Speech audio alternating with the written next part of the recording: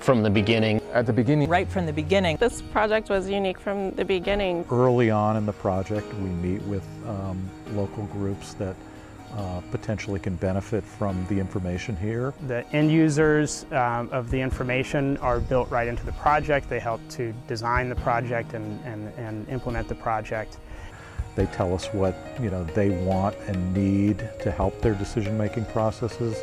We can then look back at the science and the data collection and the modeling and think about, okay, how can we best address their needs? Ideas that weren't thought of or methodologies that could improve the outcome. That process will lead to a result in which the scientific results are much more valuable to people. So that's the difference. I think it's taking it from just one where nobody or very few people might know about the work to one where a lot more people are very vested and are waiting to kind of see what the results are and how they might plug that into their work right away. I think a lot of times when research happens, it happens in its own box. They do kind of work in their own little world. Typically with applied science, scientists make educated guesses and introduce their own concepts about what those responsible for environmental management need to support decision making. There were questions articulated in a way that scientists